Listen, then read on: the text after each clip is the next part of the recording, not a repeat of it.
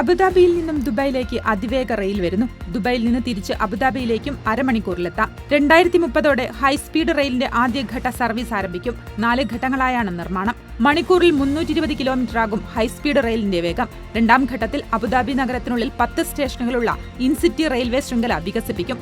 അബുദാബിയെയും അലൈനയും തമ്മിൽ ബന്ധിപ്പിക്കുന്നതാണ് 3ാം ഘട്ടം. 4ാം ഘട്ടത്തിൽ ദുബായിയെയും ഷാർജയെയും ബന്ധിപ്പിക്കും. പിന്നീട് UAE-യിലെ മറ്റ് 4 എമിറേറ്റുകളെയും അതിവേഗ പാതയിൽ ബന്ധിപ്പിക്കാനാണ് പദ്ധതി.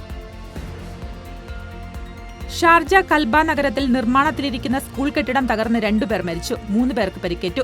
നിർമ്മാണ ജോലിയിലേർപ്പെട്ട തൊഴിലാളികളാണ് അപകടത്തിൽപ്പെട്ടത്. ഞായറാഴ്ച ഉച്ചയ്ക്കാണ് സംഭവം. അറബ് ഏഷ്യൻ വംശജരാണ് ഇവിടെ ജോലി ചെയ്തിരുന്നത്. പരിക്കേറ്റ 3 പേരുടെ നില ഗുരുതരമാണ്. സംഭവം നടന്ന ഉടൻ സ്ഥലത്തെത്തിയ പോലീസ് റെസ്പോൺസ് ടീമുകൾ രക്ഷാപ്രവർത്തനം നടത്തി. Sharjah civil defence authority, Kalba police, crime scene team, national ambulance, Kalba city municipality ഉദ്യോഗസ്ഥ സംഘം എന്നിവർ രക്ഷാപ്രവർത്തനത്തിൽ പങ്കാളികളായി.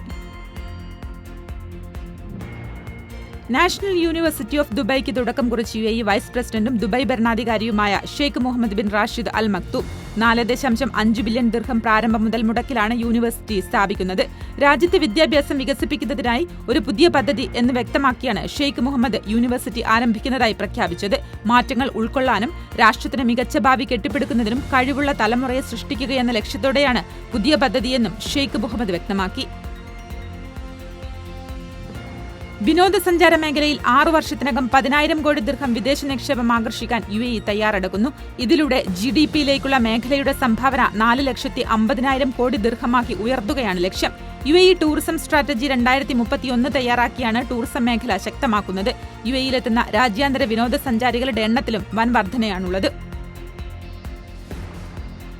ശാരീരികവും മാനസികവുമായ ആരോഗ്യം നിലനിർത്താൻ ഇന്ത്യൻ ഇസ്ലാമിക് സെന്റർ സ്പോർട്സ് വിംഗിന്റെ ആഭിമുഖ്യത്തിൽ ഹിറ്റ് ചാലഞ്ച് ആരംഭിച്ചു. മാർക്ക് 7 ഹെൽത്ത് ക്ലബ്ബുമായി സഹകരിച്ച് എല്ലാ ഞായറാഴ്ചയും വിദഗ്ധരായ ട്രെയിനർമാരുടെ നേതൃത്വത്തിൽ ഹിറ്റ് ചാലഞ്ച് നടക്കും. Indian Islamic centre general secretary T ഹിയാദത്തുള്ള പരിപാടി ഉദ്ഘാടനം ചെയ്തു.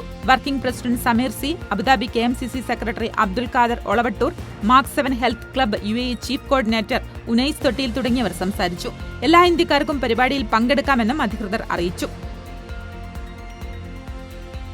അബുദാബി കിരീടാവകാശി Sheikh Khalid bin Mohammed bin Zayed Al നഹ്യാന്റെ ഔദ്യോഗിക സന്ദർശനവേളയിൽ തിങ്കളാഴ്ച ഇന്ത്യയും യുണൈറ്റഡ് അറബ് എമിറേറ്റ്സും 5 കരാറുകളിൽ ഒപ്പുവച്ചു.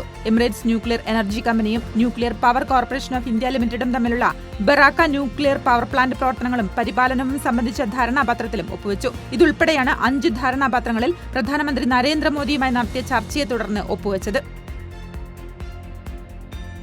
സൗദിയിൽ ജയിലിൽ കഴിയുന്ന കോഴിക്കോട് കോടമ്പുഴ സ്വദേശി അബ്ദുൾ റഹീമിന്റെ മോചന ഉത്തരവ് ഉടൻ ഉണ്ടാകുമെന്ന് സൂചന. റഹീമിന്റെ മോചനത്തിനു വേണ്ടി പ്രവർത്തിക്കുന്ന റിയാദ് സഹായ സമിതിയാണ് ഇക്കാര്യം അറിയിച്ചത്. ജൂലൈ 2 വധശിക്ഷ റദ്ദ് ചെയ്ത് കോടതി ഉത്തരവിറങ്ങിയതിനു ശേഷമുള്ള സുപ്രധാന ഉത്തരവ് വരും ദിവസങ്ങളിൽ വരുമെന്നും സഹായ സമിതി നേതാക്കൾ അറിയിച്ചു. പൊതു അവകാശം സംബന്ധിച്ച് അന്തിമ വിധിക്കായി റിയാദ് ക്രിമിനൽ കോടതിയിൽ നൽകിയ ഹർജി കോടതി സ്വീകരിച്ചു. സൗദിയിൽ സ്ഥാപനങ്ങളിലെ CCTV ദൃശ്യങ്ങൾ അനുമതിയില്ലാതെ കൈമാറ്റം ചെയ്യുകയോ പ്രസിദ്ധീകരിക്കുകയോ ചെയ്താൽ 20,000 റിയാൽ വരെ പിഴ ലഭിക്കും. രാജ്യത്തെ സ്ഥാപനങ്ങളുടെ സുരക്ഷാ ക്യാമറയുമായി ബന്ധപ്പെട്ട 18ഓളം നിയമലംഘനങ്ങളുടെ പിഴകൾ സംബന്ധിച്ച വിവരങ്ങളാണ് സൗദി ആഭ്യന്തര മന്ത്രാലയം പുറത്തിറക്കിയിരിക്കുന്നത്. അതോടൊപ്പം വനിതാ സലൂണുകളിലും ക്ലബ്ബുകളിലും നിരീക്ഷണ ക്യാമറകൾ സ്ഥാപിക്കുക, വിനോദസഞ്ചാര കേന്ദ്രങ്ങളിലെ താമസ സ്ഥലത്ത് ക്യാമറകൾ സ്ഥാപിക്കുക, മെഡിക്കൽ ഓപ്പറേഷൻ റൂമുകൾ, ഹോസ്പിറ്റലൈസേഷൻ, ഫിസിയോതെറാപ്പി മുറികൾ എന്നിവിടങ്ങളിൽ ക്യാമറകൾ സ്ഥാപിച്ചാൽ 10,000 റിയാൽ ചുമത്തുമെന്നും ആഭ്യന്തര മന്ത്രാലയം വ്യക്തമാക്കി.